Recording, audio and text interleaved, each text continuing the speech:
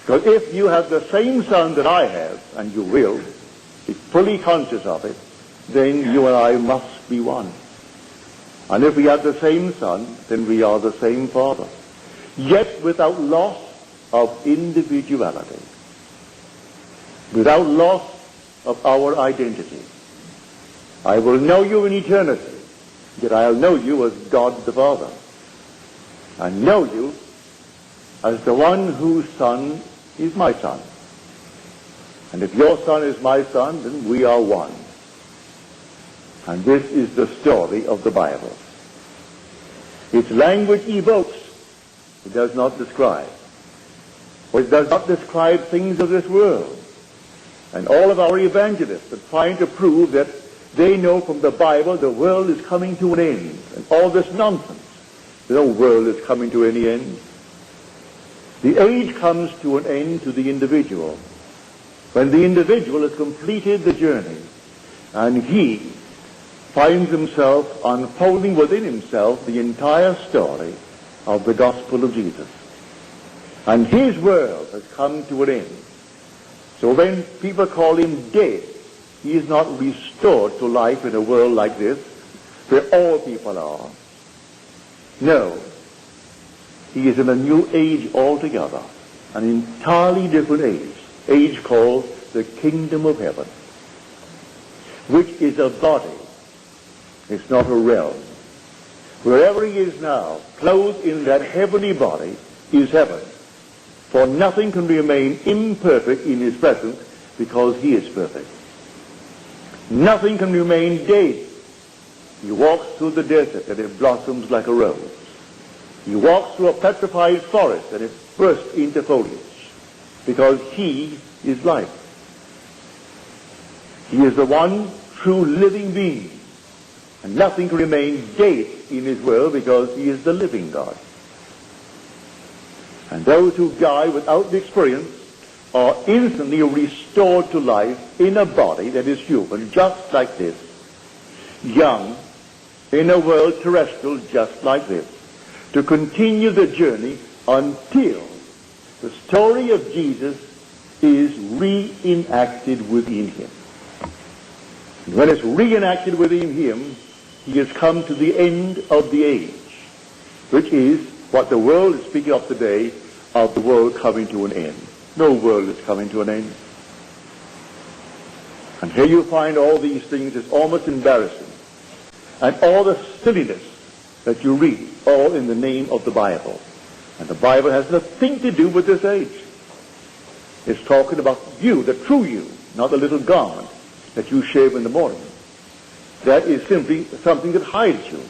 It hides the being that you really are.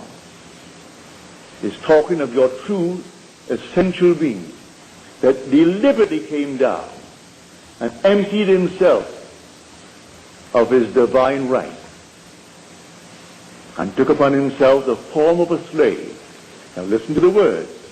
He took upon himself the form of a slave and was born in the likeness of men. He equates slavery with men. And being found in human form, the three of them, he identifies the three as the same. But a man may be living in a fabulous world. He has homes all over the world. And maybe he can sign a check tonight and it will be honored tomorrow morning for $10 million without batting an eye.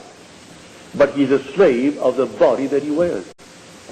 If he had all the money in the world, and if he had millions under his control, like any dictator of a fabulous land would have them under his control, to put them in slavery with impunity. Yet the dictator who can make the order to execute that one without trial and that one, he cannot command one of his slaves to perform the natural functions of his body. He has to do it all for himself. He has to eat and drink. He has to assimilate what the body can assimilate, and he has to expel from that body what it cannot assimilate, and he has to do it all by himself. Isn't that a slave? These bodies enslave us. No matter who we are in this world, we drive through with our wonderful chariots, and all the police leading us and following us, and the one waving to the crowd. And maybe she is dying or he is dying to get beyond it because no one can do for her or for him what she has to do for herself, and the time has come. Isn't that slavery? So being found in human form, then he calls it a slave. He became obedient unto death, even death upon the cross. This is the only cross. And may I tell you, it's not a painful cross. When I experienced the crucifixion, it was the most ecstatic, the most wonderful feeling. They are vortices that nailed me there, not pegs, as seen in pictures. How they arrived at those pictures, I do not know, because there is no description, no personal description of Jesus in the Bible. You cannot go through the 66 books and find one simple little personal description of Jesus. Yet we have all these paintings and all these things with nails made of wood or made of iron. If not, they are vortices. Here is a vortex. That's a vortex, a vortex, a vortex, and my 2 feet. 6 vortices. And when they actually enter, it's sheer ecstasy. For you made the decision to give up your divine rank and take upon yourself this garment. And the act of taking it was not a painful act at all. You deliberately did it and took upon yourself the form of a slave. And being found in human form, you became obedient unto death. Yes, the death on this cross. There is no other cross.